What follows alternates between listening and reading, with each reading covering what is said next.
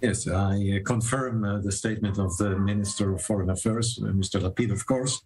The statement of Mr. Lavrov reminds me very much about the so-called protocols of the elders of Zion, an old script of hatred which is distributed from time to time in the world, blaming the Jews in false information about wishing to control the world's politics. And all the anti-Semitic literature which doesn't die and which is repressed from time to time under the carpet until it comes out, until it emerges, until it breaks out. This is the same with Mr. Lavrov's accusations, which are really fake and has nothing to do with reality. This is the old classic anti-Semitism in a little different form, which emerges from time to time, which shows us that the hatred towards the Jews does not disappear, is not going to disappear, and will remain with us forever. And I think if when we meet in 10 or 20 years, you will ask me the same questions and I will have to give you the same answers. There is no chance that anti-Semitism will ever disappear, unfortunately.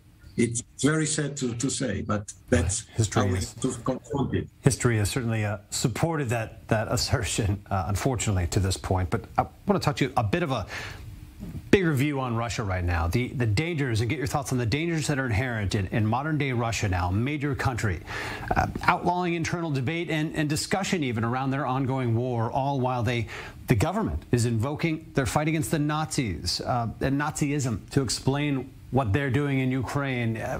How dangerous, and can you explain what they're doing, how insidious this is, how dangerous it is that the Russian government is doing this?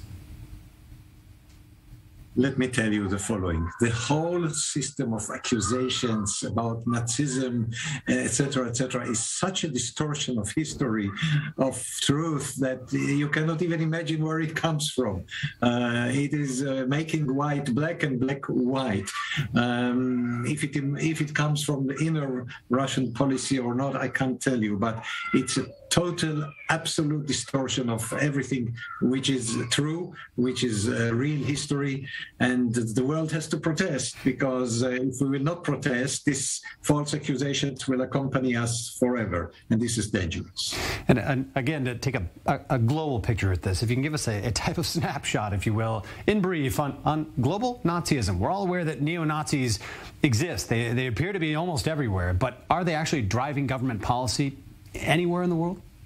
No. Look, the last Nazi disappeared on May 8th, 1945, when World War II ended and Nazi Germany was defeated. There are no Nazis. There are neo-Nazis, supporters of the Nazi ideology, but there is no official Nazi movement in the world, in no place. I hope so. So they are not existing. There is sympathy, empathy for this evil ideology, but nothing more. And I don't think they have in any place an influence on the government or on the policy of any government in the world. So the whole series of accusations are so childish, so funny, so distorted, that we have to reject them with disgust. But while we have the luxury of doing that here, are there risks to, say, a whole generation of young Russians right now who are getting this narrative from their government, who are maybe unaware of all the events of World War II? How big is the risk that this is now creating a new narrative of what Nazis are?